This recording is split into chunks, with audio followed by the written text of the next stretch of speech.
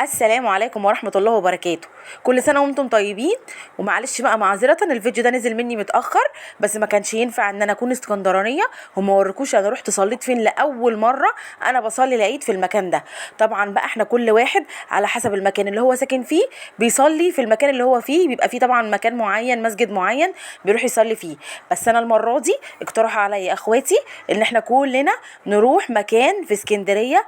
طبعا قلنا ننزل بالليل، نزلنا قبل الفجر، قلنا بقى نودي الولاد يتمرجحوا بقى ويتفرجوا ويتبسطوا، وبعدين ان شاء الله كده نتوضى ونخش نصلي العيد في مسجد المرسي ابو العباس. طبعا ما فيش حد اسكندراني ما يعرفش فين مسجد المرسي ابو العباس.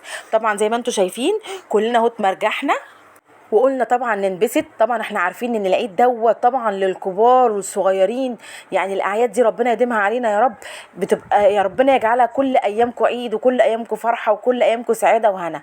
طبعا احنا عارفين هناك في المرسي ابو العباس في مكان كده زي ما انتم شايفين، في المراجيح دي للاطفال وكمان للكبار، ممكن لو حد عايز يركب بيركب مفيش اي مشكله.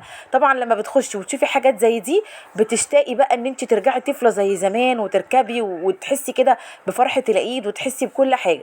طبعا انا واحده من الناس، والعياذ بالله من كلمه انا، بحب اعيش اللحظه، بحب اعيش كل حاجه، يعني ما بحبش اوقف نفسي على حاجه. طبعا بقى بعد ما خدنا وقتنا في المراجيح ومش عارفه ايه، طبعا هنا كانت صلاه العيد، كنا الصبح اهو تكبيرات العيد. زي ما قلت لكم ربنا يجعل كل ايامكم عيد.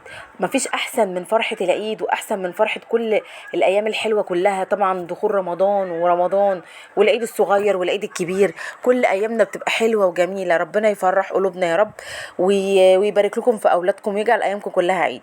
طبعا المكان مرسي والعباس ده فين يا جماعه اللي ما يعرفش؟ المكان ده موجود في بحري في الاسكندريه.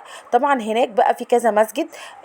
يعني عايزه اقول لكم اصلا بحري دي يعني اسكندريه، اسكندريه يعني ايه؟ يعني بحري، وفي كمان مكان اسمه الماكس عندنا اسكندريه، يعني المكانين دول. طبعا انتوا كلكم عارفين طبعا خالد بن الوليد وكل الكلام ده، بس طبعا يعني بحري دي حاجه تانية، اللي فيها القلعه فيها كل حاجه. عايزه اقول لكم جميله جدا جدا، والصلاه هناك كانت ممتعه زي ما انتم شايفين الناس. وعايزه اقول لكم كانت حاجات جميله جدا، ووزعوا حاجات كده صغيره على الاطفال، فرحوهم بونبوني وبالونات وحاجات. طبعا بنتي كانت مبسوطه جدا، وولاد خالتها وولاد خالها كلنا رحنا واتجمعنا، وكان يوم جميل وصلينا وقضينا وقت حلو. وقلنا بقى تغيير، يعني احنا كل مره كل واحد بيصلي في المكان بتاعه، في مكان سكنه وكده، في مسجد بقى طبعا احنا عارفينه، كل واحد عارف مسجده. فقلنا بقى نغير وكده، سمعنا الخطبه وكده وصلينا، وبعد كده قلنا بقى لا، واحنا بقى طالعين ناخد البحر كده ونتمشى ونستنشق الهواء بقى بتاع الصبح ده. عايزه اقول لكم كان المنظر تحفه، والمكان كان زحمه وكان جميل.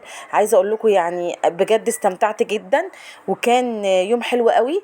طبعا بعد ما صلينا قلنا نتمشى الاول، اتمرجحنا وصلينا وبعدين قلنا نتمشى. طبعا خدنا بقى الوقت ده كله اتمشينا على البحر كده لغايه مكان اسمه المنشيه عندنا. عايزه اقول لكم الناس كانت كتير جدا. كل سنه وانتم طيبين، وربنا يديم لمتكم مع حبايبكم يا رب، وعيد سعيد عليكم وعقبال اعياد كتير.